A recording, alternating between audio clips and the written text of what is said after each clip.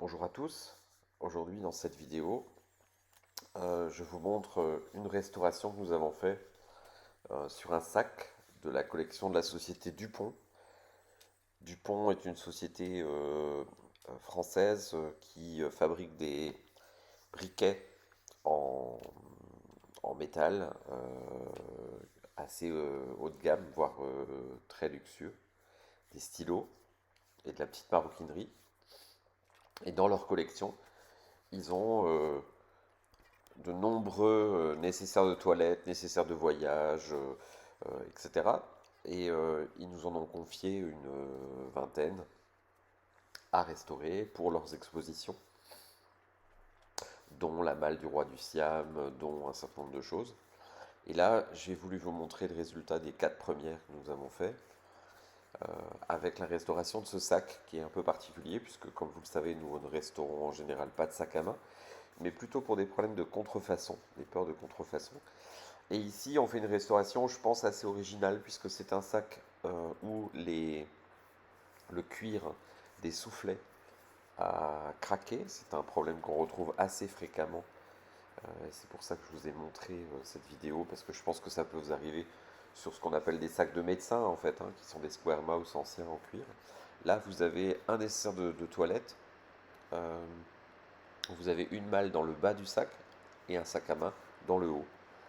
Donc voilà comment on fait. On va, puisque ce sac a une doublure en cuir qui était en parfait état et l'extérieur qui est abîmé, et bien en gros j'ai pris un morceau de cuir végétal, je l'ai noirci, je l'ai teinté en noir pour être sûr qu'il ait la couleur de base.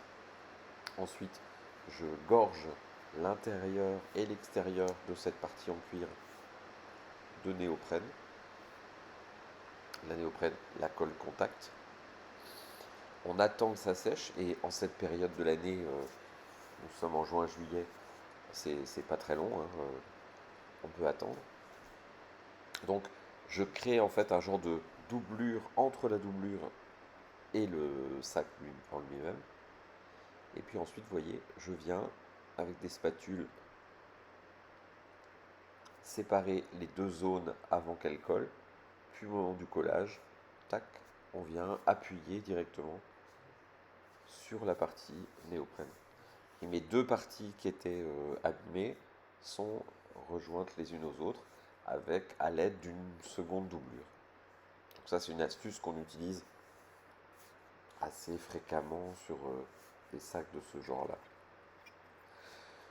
Une fois que c'est fait, il faut dissimuler, maquiller, travailler en fait les tranches. Vous voyez que le sac est très très abîmé partout. Et chaque côté avait la même fissure. Ça représente à peu près 8-9 cm de cuir déchiré de chaque côté. Le but du jeu, encore une fois, c'est que le sac ne va pas resservir. Les gens ne vont pas l'ouvrir tous les jours comme le ferait une femme avec un sac à main courant. Mais ce sac va accompagner des commerciaux dans des expos pour illustrer en fait la production du début du XXe siècle à leurs clients. Et vous verrez en fin de vidéo, je vous montre des exemples de ce qu'il y a dans ce genre de nécessaire. Ici, dans ce sac, c'est de la laque noire avec tout le nécessaire, mais je vais vous montrer l'intérieur d'un nécessaire croco que nous avons aussi restauré.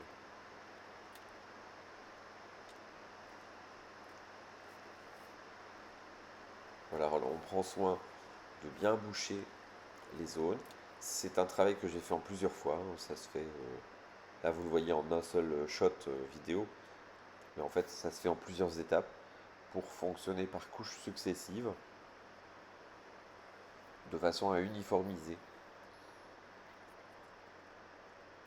Alors le brief entre guillemets marketing que j'ai pour ce genre de commande, c'est de surtout pas transformer le sac en neuf. Il faut qu'on voit qu'il a 100 ans. Donc le but du jeu n'est pas de le rendre neuf, sinon ça va pas. Et donc on répare de cette façon-là.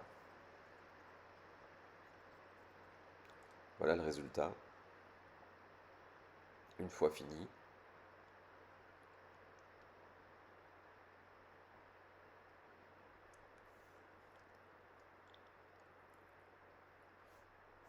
et le résultat sur d'autres pièces avec les intérieurs en lac. Voilà, crocodile, cuir grainé, marocain, il y a un petit peu tous les styles. Nécessaire de toilette pour automobile.